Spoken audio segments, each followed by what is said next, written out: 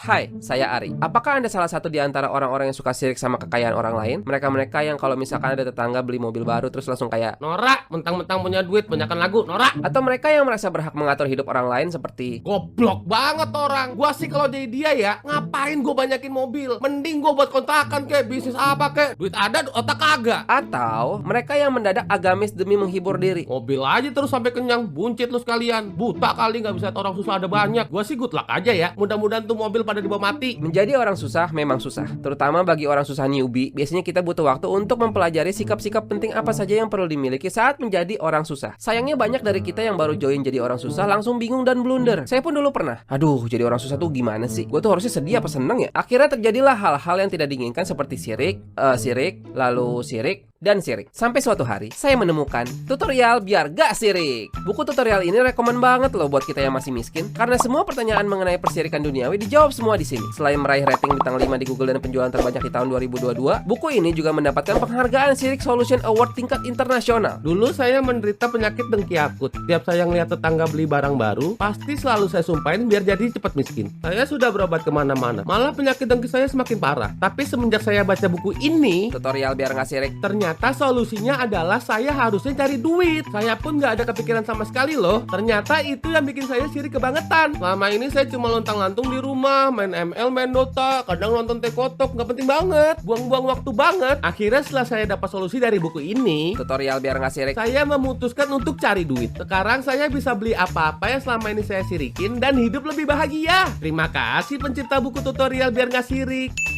Terdiri dari ratusan solusi persirikan duniawi, buku ini juga sudah memberikan dampak besar bagi jutaan orang susah di dunia. Salah satu testimoni positif diberikan oleh Kang Asep. Semenjak dia mengikuti cara-cara dari buku ini, tutorial biar nggak sirik, hatinya kini damai. Sirik sama orang tuh nggak ada habisnya. Kalau soal harta kita juga cari duit. Tapi kalau sirik bini tetangga bohai gimana? Bini kita udah jelek. Kalau sirik anak tetangga pintar, dapat beasiswa ke New York gimana? Anak kita goblok-goblok. Sirik saya sudah tidak terbendung. Tapi semenjak saya baca buku ini, Tutorial biar nggak sirik. ternyata solusinya adalah saya harus pindah ke hutan belantara di mana nggak ada orang yang bisa saya sirikin lagi. Saya udah nggak pernah tuh lihat si ini bininya semak terus saya sirik, anak saya nggak sepintar anaknya Pasarna terus saya sirik. Sekarang saya bisa tidur dengan nyenyak tanpa ngebayangin Pasarna tidur di AC 1 PK sama bini aduhai, dan hidup saya lebih bahagia. Terima kasih pencipta buku tutorial biar nggak sirik.